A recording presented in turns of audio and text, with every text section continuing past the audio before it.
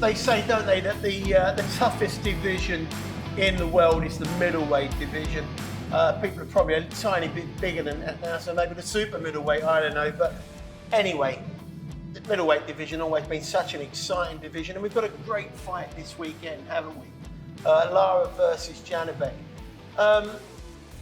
I think about Lara, and it's almost like I'm thinking about a fighter from another century. Yeah. He seems to have been around for years. Well, he has been around for years. He has been around for years. Tom Pro in 2008. 2008, I mean, he's fought everyone. Yep. Beaten most. Yep. Obviously, I thought he nicked the Alvarez fight as well. Yep. But he's up against it this weekend, if not for the simple reason he just doesn't box very often. Last fight out, Danny Garcia, got massively faded Danny Garcia as well. Yeah. And Janibek is a live one. He is a live one, mate. I mean, again, this for me, you look at Janibek, is not really boxed anyone of note yet. I mean, I think probably the best winner on his record is Denzel Bentley. Denzel obviously went the distance with him. He stops everyone since then. Denzel did really well. Yeah, did really well. But, you know, I mean, Janibek's been moaning that he can't get a fight. No one wants to fight him. He's being avoided. It was argued that he was avoided by Adames, Shiraz. No one wants to fight him. And he's now going in against Lara. Now, Lara's in his 40s, 41, 42, not been particularly active. Just going back to that thing about no one wanting to fight him. Yeah. That might have a lot more to do with the money he's bringing to the table than anything else. Yeah, potentially. But then again, I think when you're sitting there and you're a unified world champion, you know. He's IBF WBO, isn't he? Yeah. Now, if you're going to back yourself to go and beat him, you take the fight, even if it's the thin end of the wedge money wise. But he's clearly a very, very, very good fighter. Southpaw, sharp, powerful. You know, he's got that Golovkin intensity thing going on. Definitely. I mean, obviously, whereas the Southpaw is a little bit slicker than Golovkin, maybe. Correct. Yeah. But definitely looks sharp, looks spiteful. But again, hasn't really boxed anyone of note yet. Not anyone that's proven at world level. Now, Lara, 3 losses on his record. I mean, going back to the dawn of time. But Paul Williams, back in the day, obviously, Paul Williams was a very good fighter. Lost on a split decision. Arguable that he won. Saul Alvarez, everyone thinks that Alvarez lost that fight. Correct. And Jarrett Hurd. And that was very, very, very, very, very close. You could argue that... he was massive at the weight that He was a big boy. You could argue that Lara's unbeaten, you know. And I think even last time out against Danny Garcia, he still looks super sharp. I mean, he's probably got the most accurate left hand in boxing history. Oh, no, he's undoubtedly super class. I'm not saying that. But not the most exciting fighter in the world. Definitely not. Tricky. Super tricky rather than thrilling and exciting. Yep. I don't know, Frank.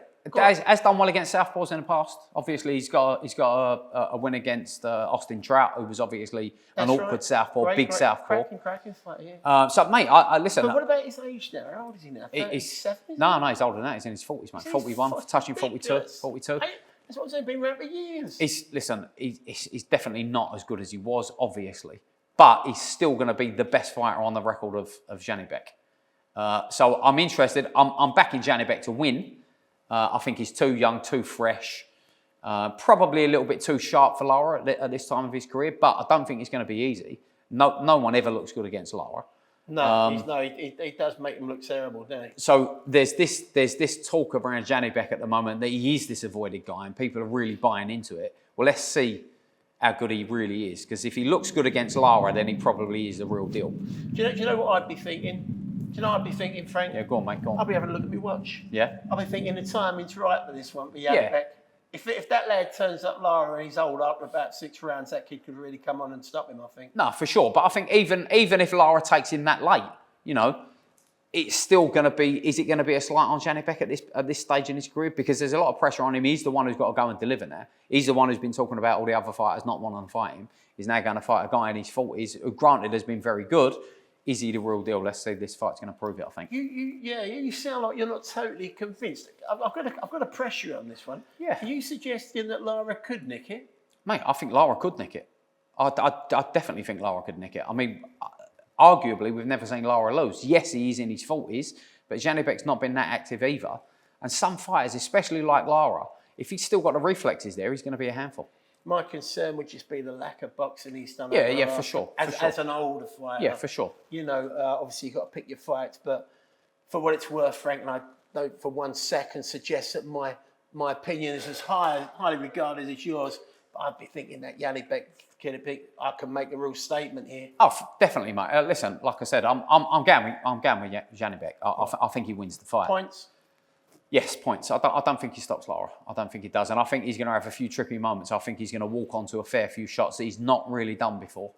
Lara's left hand, still, even against a very shot Danny Garcia, looked like an absolute laser pointer.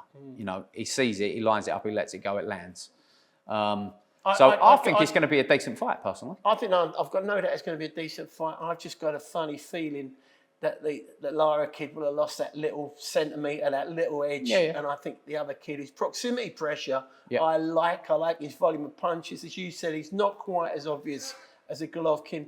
I fancy that Lara maybe doesn't do too well in that environment later on in the fight. Yeah. I'm going to say that Janibek wins it by stoppage.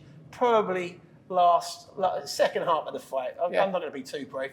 I say second half of the fight after losing some early rounds to some tricky spins and business. Yeah. I wouldn't disagree too much with that. I'd be surprised if Lara gets stopped. I mean, he has been dropped a couple of times in the past, but I'd be surprised if he gets stopped. I think he's going to have enough wherewithal to get through any sort of real pressure. I'd take that, but I'm just thinking he's fighting Father Time as well. Yeah. It's fair. Fair point. So you're going Janibek. I'm going Janibek points. I'm going to go with the kid actually putting up a stellar performance and maybe taking it out with maybe the referee stopping the fight with the other lad in the corner. Maybe something along them lines. Fair enough. Well, you have it then. What's up, guys? It's Malik King Scott, and I'm here at 662 Boxing, where champions are made. This episode of Burf and Greavesie is sponsored by J.M. Clark. That's plant hire you can trust.